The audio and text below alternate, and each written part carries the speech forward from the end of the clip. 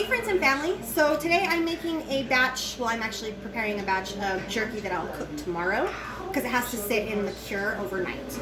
I have here boneless beef ribs and I've just taken them and cut them fairly thin into strips. I have exactly 2 pounds here. You'll need to know how many pounds you have, and you can do this with ground meat as well. I haven't tried that. But I may do a recipe like that eventually because I do have a meat grinder as well that goes to my KitchenAid. But what you'll need for this, apart from your meat, and you can do whatever kind you want. I haven't tried the chicken or turkey or even elk. I haven't done elk before, but I've used pork, and pork turns out really good too. I did a dill pickled pork jerky. Kyle and Kyler really enjoyed it. It wasn't bad, it just wasn't my kind of flavor.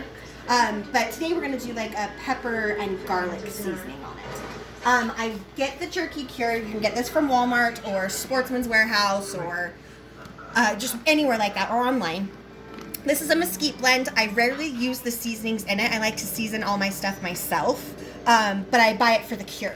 So I just have the cure here. Salt, my minced up, ground up Kyle style garlic, liquid smoke. This is the hickory kind. There's mesquite, hickory. I think you can get applewood. You can get several different kinds of this. We just like the hickory, so that's what I have here. Garlic powder, black pepper, red pepper flake, and Lee & Perrins Worcestershire sauce. That's important. It has to be the good stuff for this recipe. I do find that it makes a difference. So,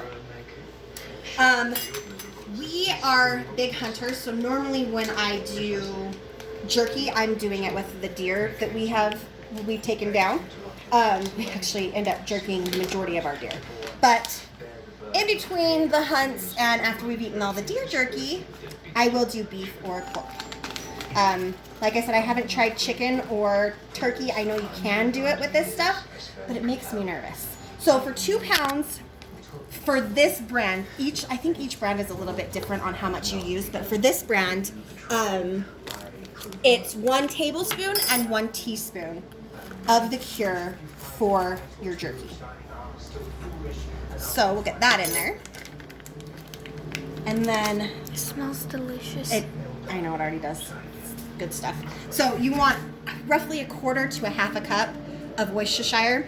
Everything but the kitchen sink in this stuff. It is absolutely delicious.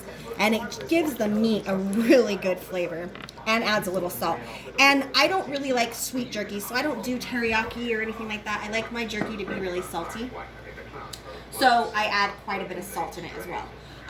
Of the hickory smoke, yeah, this is about 1/2 of a bottle. I'll pour all of that in. And it's kind of weird because by the end of this, all that juice will be sucked up in the meat. It's kind of neat how it works. Anyways, red pepper flake, I'm just going to do a couple pinches. I just want a little bit of spice. I don't like it too awful spicy, but the kids and the hubby do, so just a little pinch of that. Actually, that was a decent pinch, we'll call that. About 1/8 of a teaspoon. Black pepper, we'll do a couple of palmfuls. Actually, let's just do 1.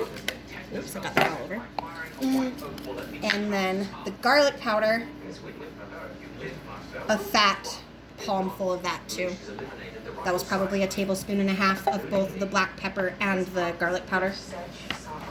And then a good couple pinches of salt, probably 1.5 tablespoons on that as well. And then garlic.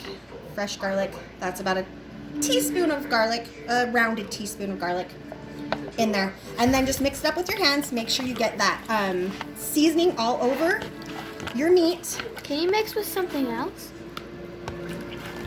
Your hands are your best tools in the kitchen. I mean, yeah, you can mix with something else, but it's easier to just get your hands in there and get that seasoning all mixed through.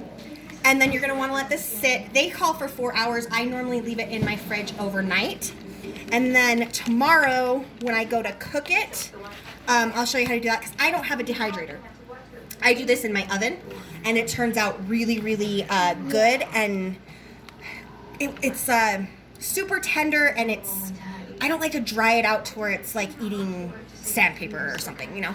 So it has a good bite to it, a good chew. But you can do it in a dehydrator or however you want. This is just how I do it. We're probably gonna try too a soy sauce and wasabi. My son and I were talking. So I've got a few recipes that I'm gonna mess around with, and then we might do those ones as well on here. But that's what I'm gonna start with. Get this in the fridge, let it sit overnight, and then I will do another video tomorrow of how I cook it up and how it turns out. And yeah, so thanks for watching. Bye. Bye.